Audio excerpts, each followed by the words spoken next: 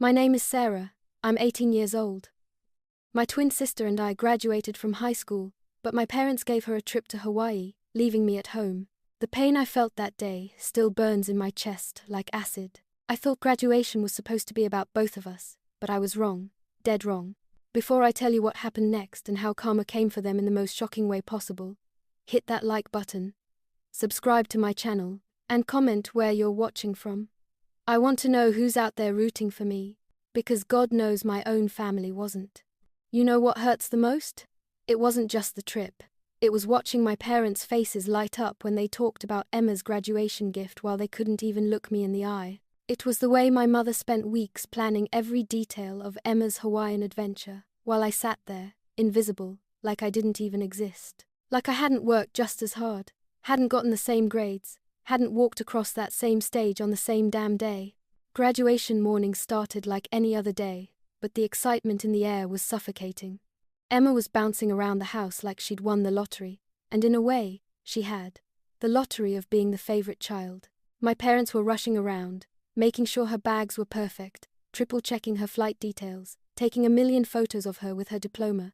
And me? I might as well have been a ghost haunting my own graduation day. The ceremony itself was torture.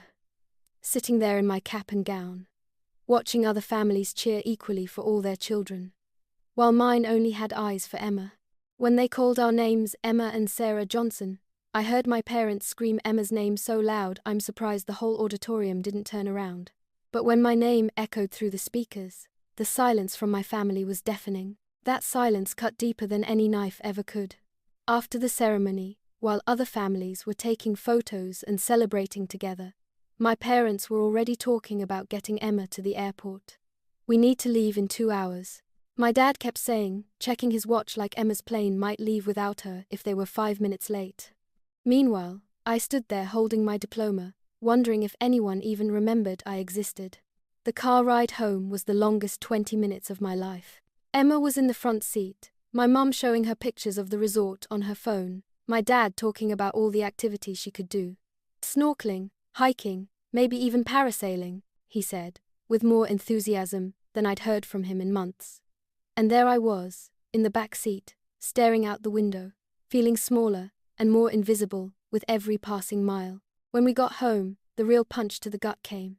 There, on Emma's bed, was a brand new suitcase set, expensive clothes with tags still on them, a new camera, sunscreen, and even a guidebook about Hawaii.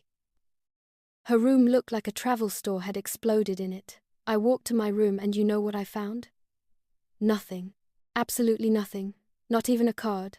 Not even a congratulations sticky note. Just my same old room, as empty and forgotten as I felt inside. If you're still watching this, and you've ever felt like the forgotten child, the afterthought, the one who never quite measures up, please let me know in the comments where you're watching from. I need to know I'm not alone in this world, because that day, I felt like I was the only person who didn't matter to anyone. The worst part came when they were getting ready to leave for the airport. Emma hugged me goodbye like it was no big deal, like she wasn't abandoning me on what was supposed to be our shared celebration. "I'll bring you back something cool," she said, and I wanted to scream. I wanted to shake her and ask why she couldn't see how wrong this all was, how much it was destroying me inside. My parents barely acknowledged me as they loaded Emma's bags into the car.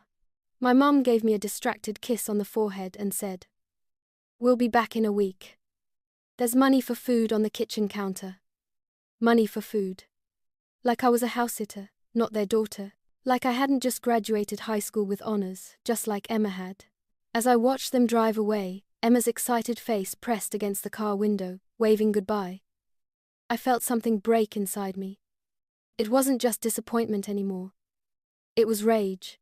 Pure, burning rage, mixed with a pain so deep I didn't think I'd ever recover from it. I stood there on our front porch, still in my graduation dress, watching my family drive away to celebrate my sister's achievements, while completely ignoring mine. The house felt like a tomb after they left. Every room echoed with the absence of celebration, with the weight of being forgotten. I walked through the halls, past family photos where Emma always seemed to be front and center, while I faded into the background. Even our baby photos told the same story. Emma held high and proud, me off to the side like an afterthought. That first night alone was the darkest of my life. I sat in my room, holding my diploma, wondering what I'd done wrong. Was I not smart enough? Not pretty enough? Not worthy enough of my parents' love and pride? I'd gotten the same grades as Emma, been accepted to the same colleges, walked across the same stage with the same honors. But somehow, I was the one left behind while she got paradise. I spent the next 3 days watching Emma's social media stories, each one a knife twisting deeper into my heart. Pictures of her on the beach, at fancy restaurants, swimming with dolphins, hiking through tropical rainforests. And the worst part? My parents were commenting on every single post with hearts and celebration emojis, praising her for being their amazing daughter. Their amazing daughter. Singular. Like I didn't exist at all. By day 4, I'd stopped eating. By day 5, I'd stopped answering my phone. I was drowning in my own home, suffocating under the weight of being completely forgotten by the people who were supposed to love me most. I kept thinking about how unfair it all was. How I'd spent 18 years competing with a ghost, always coming in second place in my own family. But then, on day 6, something happened that changed everything. I was lying in bed, still in my pajamas at 2 in the afternoon, when I heard the doorbell ring. I ignored it at first, who would be visiting me? But it kept ringing, persistent and demanding attention. Finally, I dragged myself downstairs and opened the door. Standing there was a man in an expensive suit, holding a clipboard and keys. "Sarah Johnson?" he asked, and I nodded, confused. "Congratulations on your graduation," he said with a genuine smile. "I'm here to deliver your graduation gift." I stared at him like he was speaking a foreign language. "I think you have the wrong house," I said, my voice hoarse from days of crying. "My family is in Hawaii, celebrating my sister's graduation. Nobody got me anything." But he checked his clipboard again and shook his head. "No. This is definitely for you. From your grandfather, Robert Johnson. He wanted to make sure you got this on time for your achievement. My grandfather, my dad's father, who lived across the country and who I rarely saw but who always remembered my birthday. Always sent thoughtful cards. The grandfather my parents barely talked to because of some old family drama I never fully understood. The delivery man stepped aside, and that's when I saw it. Parked in my driveway was the most beautiful car I'd ever seen in my life. A brand new luxury sedan, silver and gleaming in the afternoon sun, with a giant red bow on the hood like something out of a movie. I literally stumbled backward, my hand flying to my mouth in shock. "This can't be real," I whispered, but the man was already handing me the keys and a thick envelope. "Your grandfather wanted you to have this for graduation," he explained. "He said you deserve to be celebrated properly." I opened the envelope with shaking hands, and inside was a handwritten letter that made me cry harder than I had all week. My grandfather had written about how proud he was of me, how he'd been following my achievements from afar, how he knew I was special even if others couldn't see it. He apologized for not being able to attend my graduation and wanted to make sure I knew that someone was thinking of me, celebrating me, honoring my hard work. But that wasn't all. Along with the car keys was a check with more zeros than I'd ever seen in my life. Enough to pay for college, enough to start my own life, enough to never have to depend on parents who clearly didn't value me. My grandfather had left me an inheritance early, he explained in the letter, because he wanted to see me benefit from it while he was still alive to witness my joy. I stood there in my driveway, holding those keys, holding that check, and for the first time in a week, I smiled. For the first time in my life, I felt truly valued, truly seen, truly celebrated. Someone had noticed my achievement. Someone thought I was worth celebrating. Someone loved me enough to make sure I knew it. The rest of that day was like a dream. I spent hours just sitting in my new car, running my hands over the leather seats, breathing in that new car smell, adjusting the mirrors and the seat until everything was perfect. I took pictures from every angle, but I didn't post them on social media. Not yet. Something told me to wait, to let this moment be mine for a little while longer.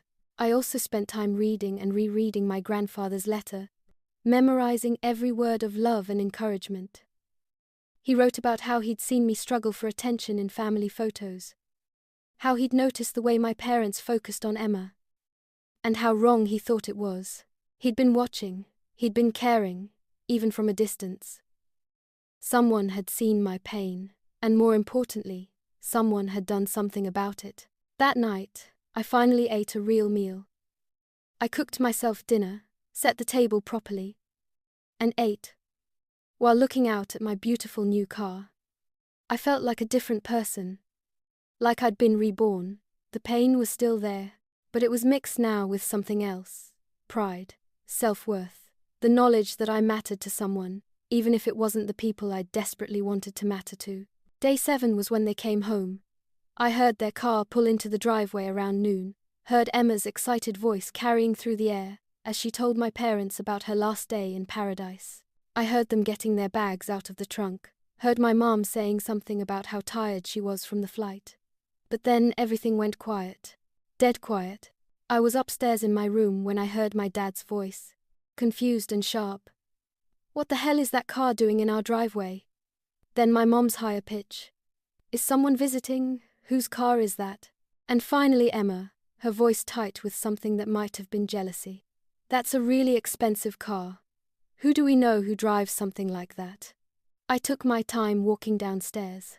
I savored every step, every second of their confusion, every moment before the truth would hit them like a freight train. When I finally appeared in the living room, they were all standing by the window, still staring out at the driveway like they couldn't believe their eyes. "Oh, that's my car," I said casually, like it was the most normal thing in the world. The looks on their faces were priceless. My dad's mouth literally fell open. My mom blinked rapidly like she was trying to clear her vision. Emma turned around so fast I thought she might give herself whiplash. "You're what?" my mom asked, her voice barely above a whisper. "My graduation gift," I said, holding up the keys and letting them jingle. "From Grandpa Robert." He wanted to make sure someone properly celebrated my achievement. The silence that followed was deafening. I watched as the reality sank in, watched as they realized what had happened, what they'd missed, what they'd failed to do. My dad's face went through about 5 different emotions before settling on something that looked like shame. My mom sat down heavily on the couch, her hand pressed to her chest. Emma just stood there, staring at me like she'd never seen me before. "Grandpa Robert," my dad finally managed to say. "But we haven't talked to him in years." "Well, apparently he's been talking to me," I said, and I couldn't keep the edge out of my voice. "Apparently someone in this family thinks I'm worth celebrating.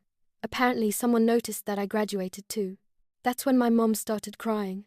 Not the pretty, delicate tears she cried at movies, but ugly, gut-wrenching sobs that shook her whole body. "Sarah," she whispered, "we didn't mean.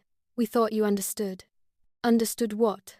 I asked, and 18 years of pain came pouring out. "That I don't matter? That Emma is the only daughter worth celebrating? That I could disappear tomorrow and nobody would notice as long as she was still here?" My dad tried to step forward, tried to reach for me, but I stepped back. "Sarah, that's not true. We love you both equally. Do you?"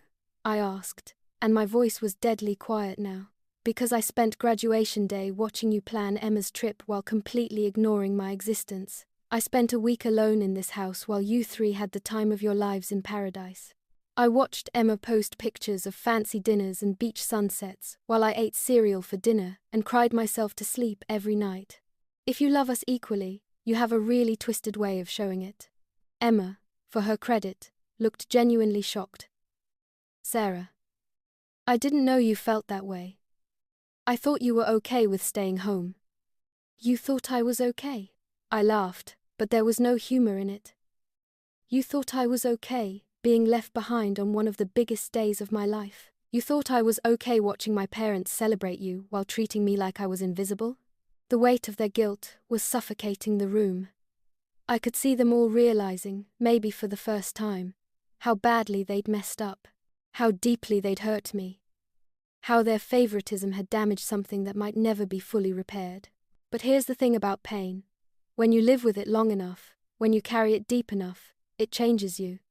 It makes you stronger, but it also makes you colder. And standing there, looking at my family's shocked faces, I realized something important. I didn't need their approval anymore. I didn't need their celebration. I had something better now. I had my own worth, recognized by someone who truly valued me. "I'm going to take a drive in my new car," I said, jangling the keys again. "When I get back, maybe we can talk about what happens next. But right now, I need some air. As I walked toward the door, I heard my mom call out behind me, Sarah, wait please, we can fix this, we can make this right. I turned around one last time, and I saw them all standing there, my parents with their guilt written all over their faces. Emma with her tan fading, and her own guilt starting to bloom. They look smaller somehow, diminished by their own actions. Maybe you can, I said, but it won't be easy, and it won't be quick. You don't get to ignore someone for 18 years, and then fix it with an apology. You don't get to break someone's heart, and then act surprised when they learn to protect it. I walked out to my beautiful car, my symbol of someone's love and recognition, and I drove away from that house feeling something I'd never felt before. Freedom, independence, the knowledge that I was worth more than they'd ever given me credit for. And you know what? That was just the beginning. That car, that check, that letter from my grandfather, they weren't just gifts. They were the foundation of a new life. A better life, a life where I finally mattered to the person who mattered most, myself. If you've made it this far in my story, and you understand what it feels like to be overlooked, undervalued, or forgotten, please subscribe to my channel and let me know in the comments where you're watching from. Your support means everything to me, and I want to keep sharing stories that remind all of us that we're worth more than other people's opinions. We're worth celebrating, even if we have to learn to celebrate ourselves first. Sometimes the best revenge isn't getting even. Sometimes it's getting exactly what you deserve from someone who actually sees your value. And sometimes being left behind is just the beginning of finding out who you really are when nobody else is watching.